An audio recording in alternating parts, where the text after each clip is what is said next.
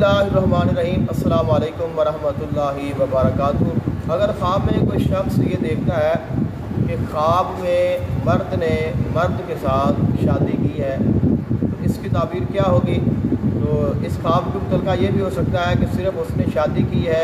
या उसने उसके साथ जो नाजायज़ ताल्लुक़ है वो भी, यानी कि जो ताल्लुक़ होता है वो भी कायम किया है, जिसको हम ज़िना कहते हैं। तो अगर उसने ज़िना किया है तो ये बहुत ही बुरी बात है, नुकसान की अलामत है। और अगर सिर्फ़ उसने शादी की है तो इसका, चूँकि मर्द के साथ जो शादी है वो जायज़ नहीं है, ना शरन जायज़ है ना अक़लन जायज़ है। तो ये एक गैर ज़वील उकूल और ये एक बातिल जो है, ये एक चीज़ है। तो अगर इस तरह का किसी को ख्वाब आता है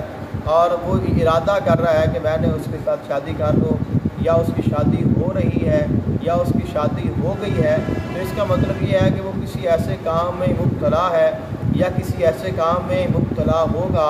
जो कि गलत काम होगा,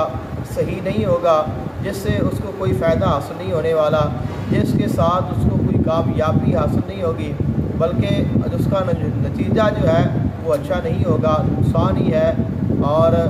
उसके साथ डबल नुकसान भी हो सकता है, दुनिया का नुकसान भी हो सकता है, आखिरत का भी हो सकता है। तो यानी क्योंकि अगर मर्द के साथ शादी कर लेता है तो उसके साथ वो आर्थिक तौर पर लज्जत तो हासिल कर सकता है, लेकिन ना उसका घर आबाद हो सकता है, ना उससे ज़हनी और जिस्मानी मुस्तकिल सुकून पा सकता है, और ना ही उसको कोई औलाद हो सकती है, उसकी नस्ल चल सकती है, उसका कोई सिस्टम बन सकता है। तो इसलिए अगर कोई ऐसा ख्वाब देखता है तो इसका मतलब ये है कि वो किसी ऐसे काम में मुब्तला होगा जो सबसे पहले तो गलत है और किसी भी लिहाज से वो दुरुस्त नहीं है। और दूसरा इसका फिर मतलब ये है कि अगर कोई ऐसा काम कर रहा है वो किसी ऐसे काम में मुब्तला होगा जिससे उसको आर्थिक तौर पर तो खुशी या फ़र्द या सुकून महसूस होगा, लेकिन मुस्तकिल उसको सुकून हासिल नहीं होगा, और आखिर जो उसका नतीजा होगा वो सही नहीं होगा, वो बातिल ही होगा या उसका नुकसान होगा।